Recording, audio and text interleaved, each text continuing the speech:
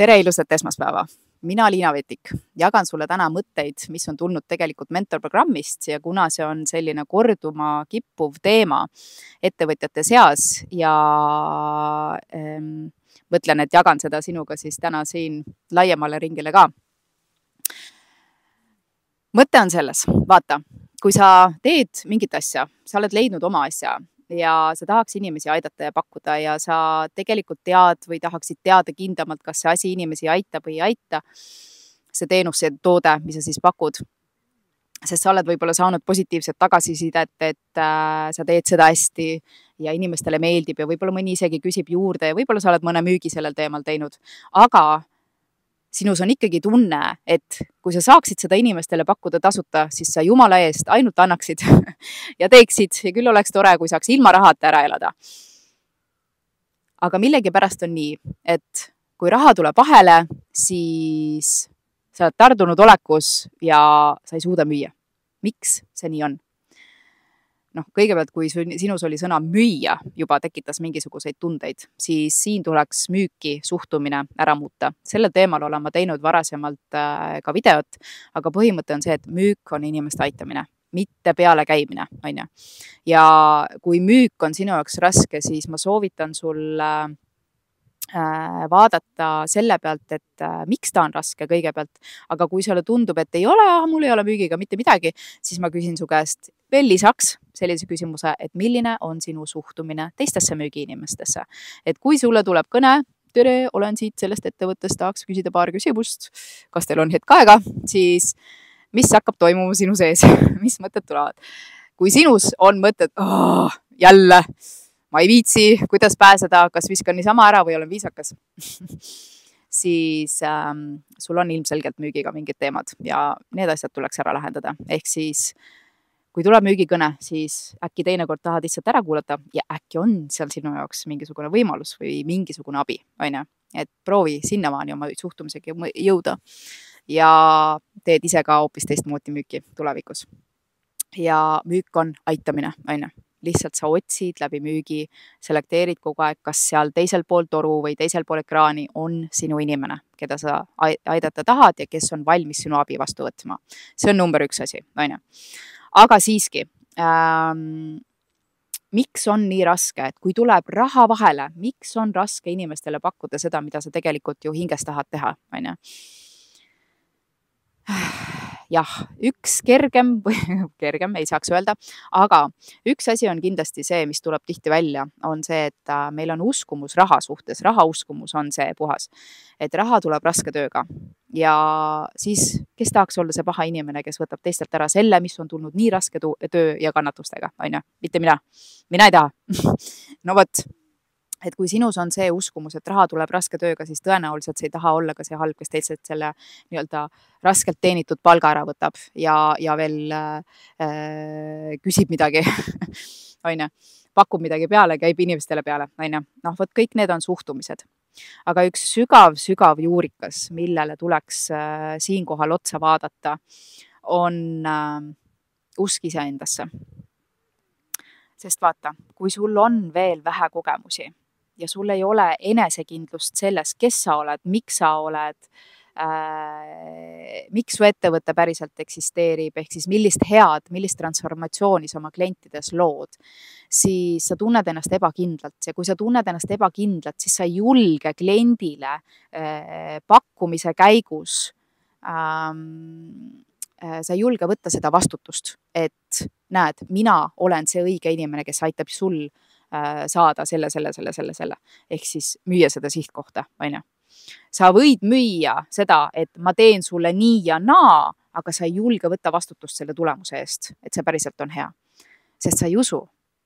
Sa ei usu iseendasse. Sa ei usu, et sa oled piisav, sest sul on vähe kogemusi, sest sa ei tea, kas sa oled piisav. Ja võt see on üks suur juurikas, millega enda sees tuleks tegeleda.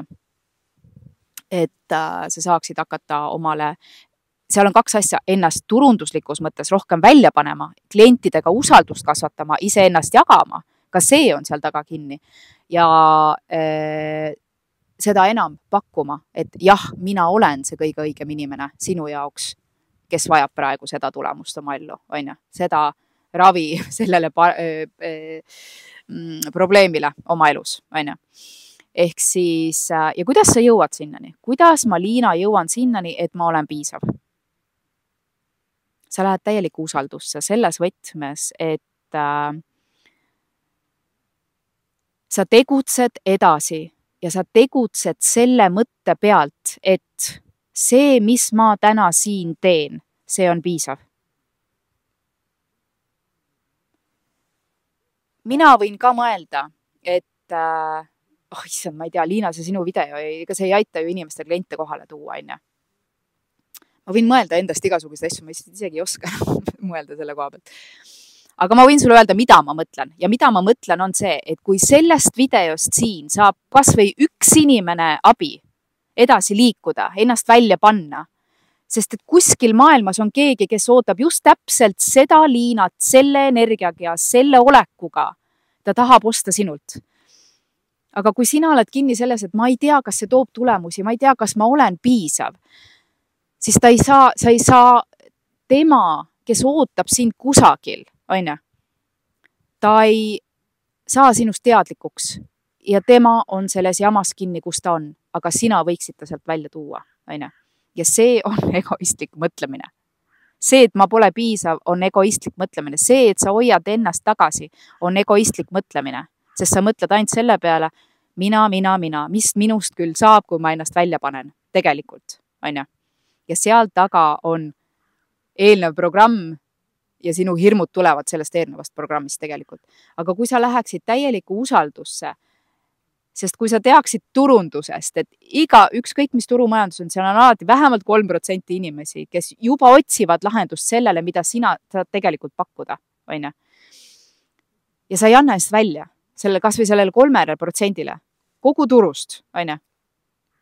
Siis nemad on kaotuses ja sina oled kaotuses, mitte midagi ei juhtu. Sest sina oled tardunud olekus, sa ei julge ennast välja panna, sest sinu sees on need haavad, et ma ei ole piisav, eks. Aga alusta sellest, et võta see fookus kas või esialgu enda pealt ära, kui sa ei suuda sügavamat tööd teha või ei oska või midagi, see on okei, on ju. Aga harjuta enda mõtet sellega, et maailm on täis inimesi ja need inimesed ei ole meist kaugel, eks. Ja nad ootavad seda, mida mina pakun, just selles unikaalses võtmes, mida mina pakun. Ja ma saan aidata vähemalt nii palju, et ma valgustan neid kas või sellega teadlikkusega, et selline asi üldse on olemas, et ma sellist asja teen, on ju. Aga kui sina ei tule oma kodust välja, magavale kassile hiir suhu ei jookse ja kui sa ei jaga oma lugu ja õpi sinna juurde natukene turundust, ehk siis tunne oma klienti ja räägi temaga, on ju, siis ei juhtu mitte midagi. Arenda ennast eelkõige ja sisenda endale iga päev, et see, mis ma praegu teen, on piisav. Ma olen siia jõudnud ja see on põhjusega, see on piisav. Võta kas või sellest uskumusest kinni ja pane ennast välja ja sul hakkavad ja ma ei mõtle lihtsalt see, et sa räägid ja sa annad väärtust, vaid sa küsid ka vastu selles suhtes, et sa teed pakkumise. Ka see on väljapanek, on ju. Et see on oluline osa ja kui sa ei ole veel küsinud checklisti, siis kas või mine Instagrami ja kirjuta checklist ja sa saad selle automaatikaga omale kätte. Aga ühesõnaga, sa oled piisav. Sa oled kõik selle läbi teinud, mida sa oled teinud põhjusega. See idee sinu sees on põhjusega, sest see on kutse, et keegi kuskil vajab seda just läbi sinu võtme. Nüüd on sinu otsustada, kas sa hoiad endiselt hirmudest kinni ja oled tardunud olekus ja mõtled endiselt neid mõtteid, et ma ei tea, kas ma suudan pakkuda. Sa ei saa võtta klientide eest vastutust, sa ei saa klientide tulemuse eest võtta vastutust. Aga sa saad võtta vastutuse iseenda tegude eest ja oma mõtete eest. Ja neid muuta ja neid sa saad kontrollida. Tulemusi ei saa, on ju. Nii et jõudu, pane ennast välja ja kliendid tulevad. Tšau, ilusat alanud nädalat ja kohtume uuel nädalal uute mõtetega.